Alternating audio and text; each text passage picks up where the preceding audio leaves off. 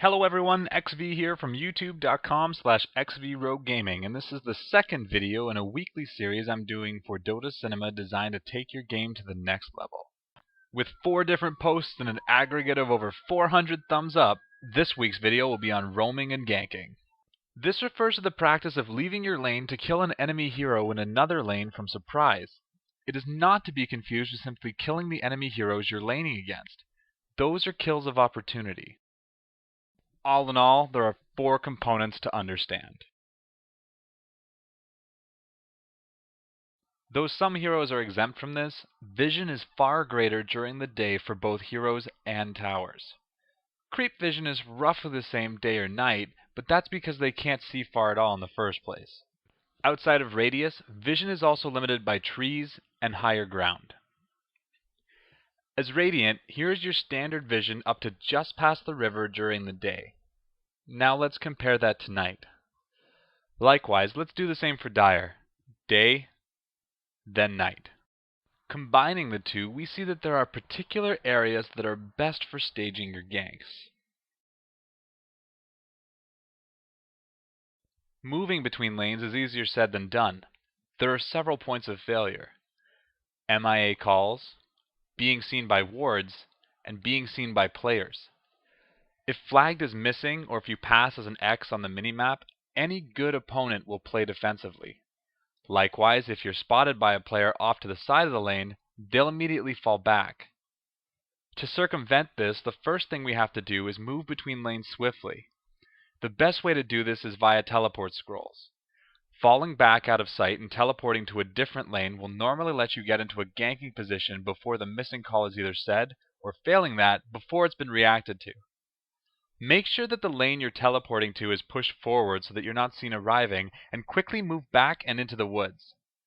Teleporting is the most effective way to cross-map gank. When going to an adjacent lane, an alternative method is to navigate the jungle.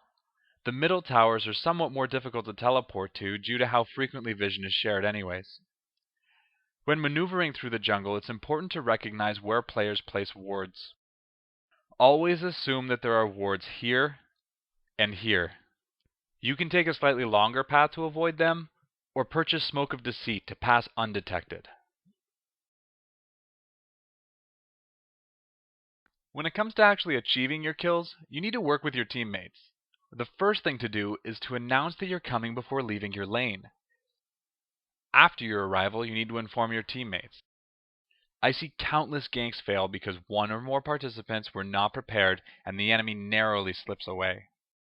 Lastly, have a plan. Either one of you needs to notify the other of who you are going to kill and who is going to initiate.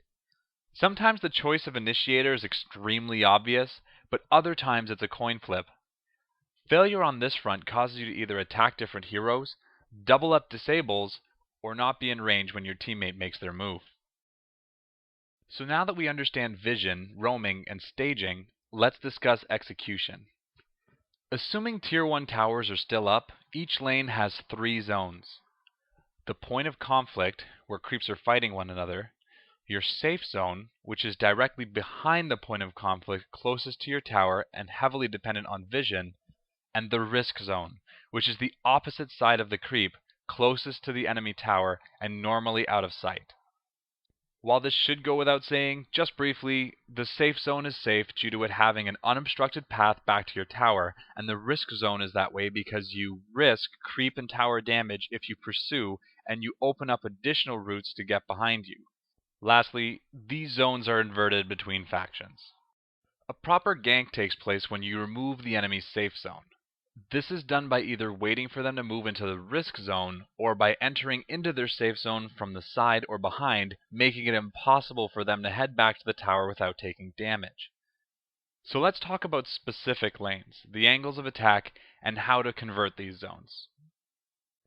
This is the kill box. It's the primary gank location for a number of reasons you'll notice are repeated between the 3 lanes. It's out of range of the towers, it does not normally have vision into the woods, and you're able to get behind your opponent. As a mirror of the top lane, this is the kill box. Out of range of the towers, does not normally have vision into the woods, and you're able to get behind your opponent. The middle lane is trickier. This is because it is the only lane with a high and low ground component. Standing at the top of the ramp, you're able to see across it, but in the river, you lose vision of the hill. This makes staging middle ganks a lot more difficult.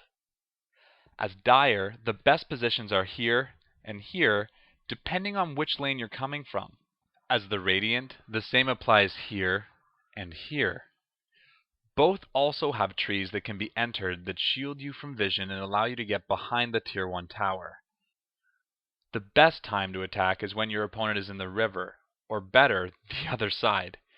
This is easiest to execute at night because even though they have the high ground advantage, you are able to get incredibly close before being seen. So we know how to move unseen and what to do when we get to lane, but when should we gank? Leaving your lane is a difficult affair and is a measure of priority. Beyond cruel enjoyment, the reasons for ganking are straightforward. If leaving your lane is going to get your teammate killed, or if you're leaving your lane empty, you are not going to net an advantage. For any lane, the best time to gank is immediately after a kill of opportunity in your own lane or sending your opponent back to base. Your enemy in lane won't be there to call that you're missing. Though this favors the middle lane predominantly, another key deciding factor is rune spawn. For a detailed description of rune swaying, see my video on playing a dedicated ganker hero linked below. Having learned all about performing them, I couldn't end this guide without briefly touching on shutting down ganks. Disrupting a gank can be done by interfering with any of the areas we talked about. Vision of the river and rune locations is paramount. Placed at the mouth of your jungle, you'll be able to see when an enemy hero is coming via the river and what rune they've acquired. Vision of the staging areas is the next most important thing. These wards can go to waste if no ganks are attempted, whereas the ones in the river will serve the secondary purpose of rune watching, but they're worth the gold for peace of mind, often letting you make aggressive plays you might have thought twice about otherwise. If heroes are missing, it's safe to assume something's up. The simple act of moving to the opposite wing of your creeps can put you out of range of hooks, or give you the few seconds warning you need to avoid a stun. Lastly, when you've pushed significantly past your tower, the 3 zones change into critical risk, where it will be suicidal to push, risk, where even behind your creeps you have many avenues to be attacked from, and safe, being all the way back at your tower. I see a lot of players naturally let themselves transition into this area and then wonder why they die afterwards. While there is so much more that can be said about ganking for specific heroes or expanded methods, I hope that you found this video useful for taking your game further. Also, I was so impressed with the number of quality topic suggestions that I've decided to add prizes. To be eligible, simply be subscribed to my channel and suggest a topic you'd like to learn about in the comments below. Whether or not your topic is used, you will be entered into a raffle, and the winner each week gets any non-courier item of their choice. As always, if you liked this video, thumbs up, share, and subscribe to my channel for more in-depth guides and exclusive content. Until next week, this is XV, signing out.